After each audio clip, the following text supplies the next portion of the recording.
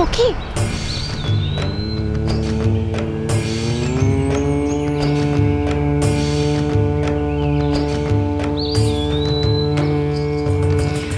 ওদিকে ঘন অরণ্য, তাই তোমাকে যেতে বারণ করছি।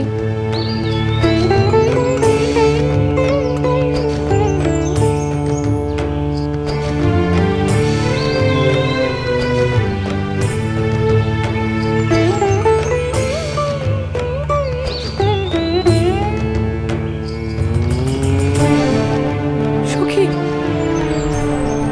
গহীন অরণ্যে হিংস্র জন্তু জানোয়ার থাকতে পারে, তাই বলছিলাম নাইবা গেলেন।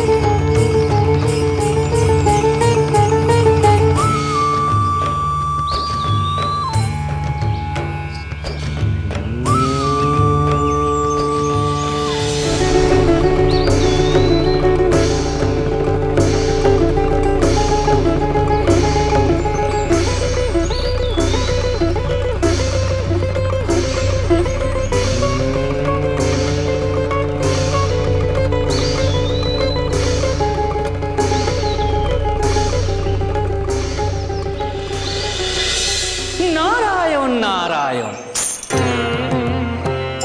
প্রণাম পিতা। মন বলল আপনি আমায় স্মরণ করেছেন, আজ্ঞা করুন পিতা। মনে মনে আমার স্মরণ করা বুঝতে পেরে তুমি আমার কাছে এসেছো পুত্র,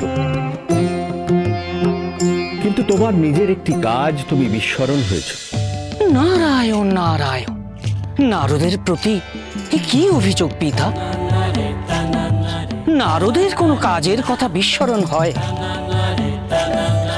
এমন দুর্নামও তো নেই পিতা। স্মরণ করে দেখো পুত্র, আজ থেকে বহু যুগ আগে দক্ষ যজ্ঞের তাণ্ডবের পর তুমি শোকাহত মহেশ্বরকে বলেছিলে যে মহেশ্বরের মহাসতী আবার আসবেন তার কাছে, কিন্তু অন্য রূপে। মহেশ্বর আবার তার দেখা পাবেন। সেই দেখা পাবার সময়কাল আসন্ন পুত্র। সত্যি পিতা, সত্যি? হ্যাঁ পুত্র, তোমাকে এবার তাদের মিলনের পথ সহজ করার কাজটি করতে হবে পুত্র। নারায়ণ নারায়ণ। এই মহৎ কাজের জন্য আপনি আমায় যা আদেশ করবেন আমি তাই করব পিতা। কিন্তু দেবী মহামায়ার সেই রূপ আমি চিনব কি করে পিতা? দেবী মহামায়াকে তুমি চিনতে পারবে না, হে হতেই পারে না। দেবী স্বয়ং তোমাকে চেনা দেবেন। নারায়ণ নারায়ণ। পিতা, আমি তাহলে এখন সেই কাজের দিকে অগ্রসর হই। সফল হও পুত্র। নারায়ণ নারায়ণ।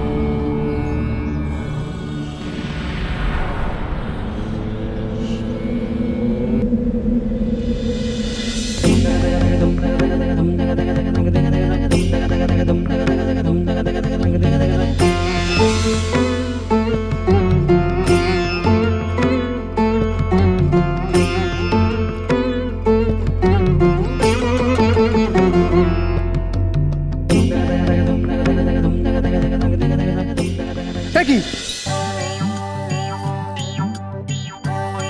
এই তুমি কে? তোমরা কে? আমরা যেই হই, তুমি কে? আগে বলো তোমরা কে, কেন এখানে এসেছো? দেখো বালিকা, কথায় কথায় তর্ক করো না, আস্তে কথা বলো। আমাদের পিতা ধ্যান করছেন, কথা বললে ওনার ধ্যানের ব্যাঘাত ঘটতে পারে। পিতা? কে তোমাদের পিতা? ওই যে ওখানে মা।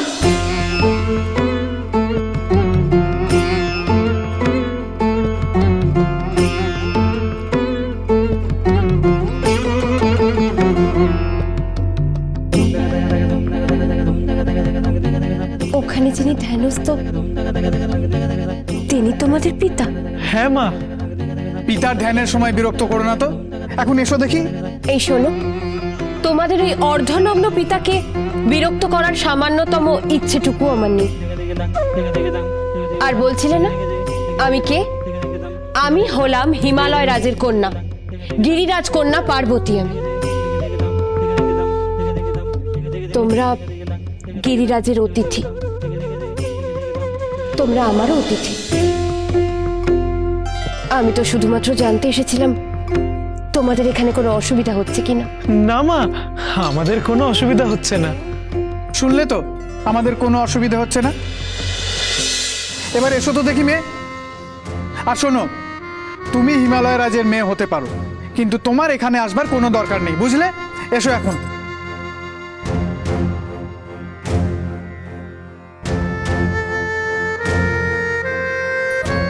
মা, মা গো। নন্দী, যাকে তাকে মা বলে ডাকবে না। আমাদের একজনই মা ছিলেন, তিনি এখন আর নেই। তুমি ওনার চোখ দুটি দেখেছো ভৃঙ্গি? দেখেছো? ঠিক যেন আমাদের সেই মায়ের মতো, চোখে সেই মায়া, সেই মমতা, যেন আমাদের মা আবার ফিরে এসেছেন।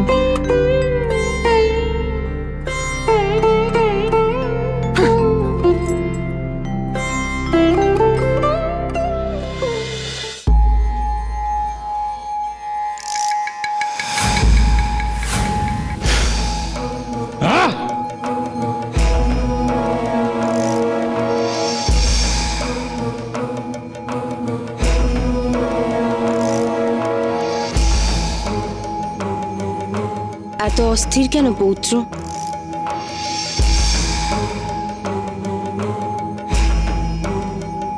পিতামহী,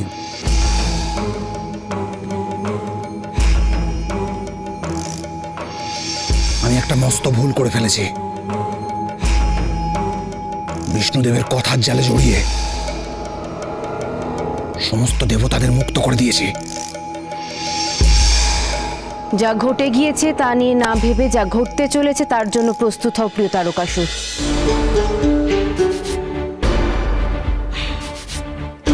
পিতামহী,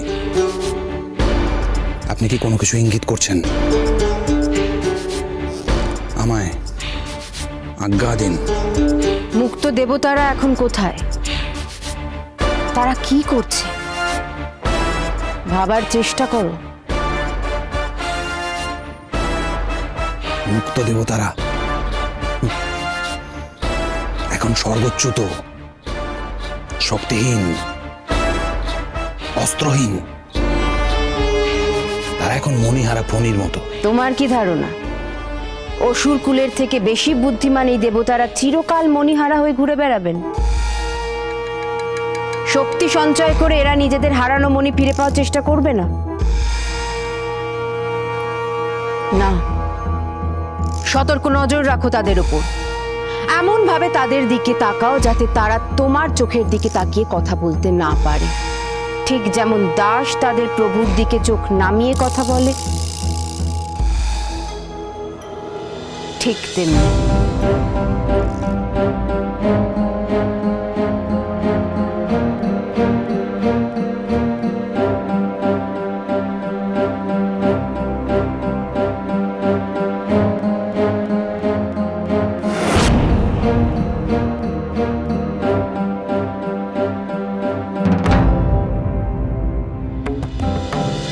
তুমি তোমার কিরণ অসুরকুলের ওপর শ্রদ্ধায় নত হয়ে দেবে।